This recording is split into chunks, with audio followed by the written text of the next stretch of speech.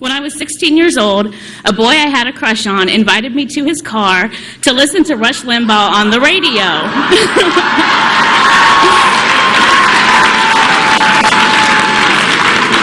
I hope my parents aren't watching, but I might have said yes to almost anything. So, thanks to Rush, in 1994, I became a conservative in the back seat of a Camaro.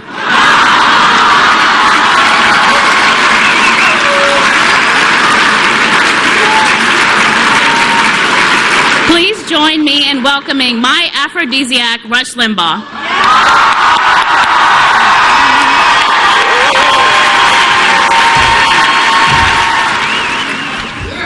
Thank you all. I can't tell you how wonderful that makes me feel. It happens everywhere I go, but it's still special here.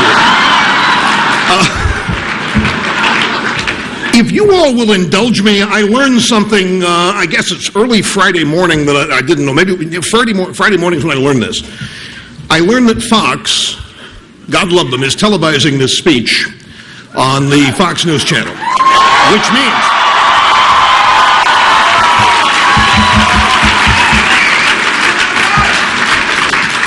which means, ladies and gentlemen, this is my first ever address to the nation.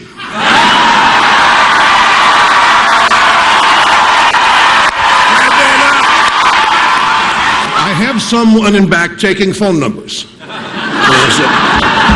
In fact, I would like to introduce to you my security chief, a man who runs all of my security. His name is Joseph Stalin. Joseph, would you please...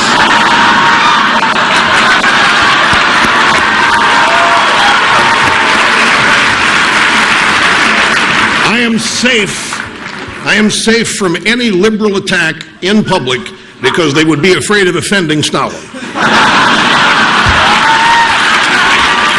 Now, one of the things that is totally erroneous about me, and I just want to get this up front, is that I'm pompous and that I am arrogant. Neither of these things are remotely true. I can tell you a joke to illustrate this. Larry King passed away, goes to heaven. He's greeted by St. Peter at the gates.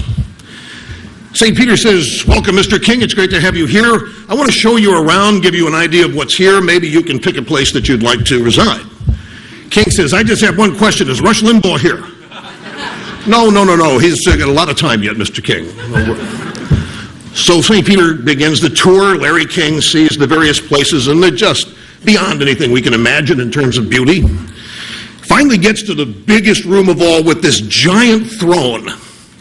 And over the throne is a flashing, beautiful, angelic neon sign that says Rush Limbaugh.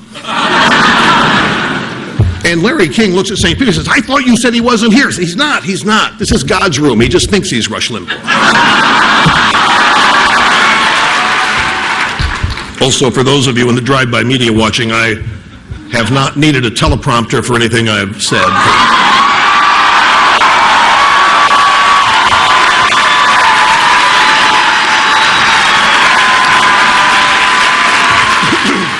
I understand I talked to David and Lisa in the super exclusive private green room that nobody but about 55 people were allowed into. And they said Mayor Bloomberg the other day, ladies and gentlemen, resisting his governor's call for an increased tax on the rich in New York, had some astounding numbers. 8 million people live in New York. 40,000 of those 8 million pay roughly 60 to 70% of New York's operating budget. He was afraid that if he raised taxes on those people, some of them might leave. Mayor, one already has, by the way.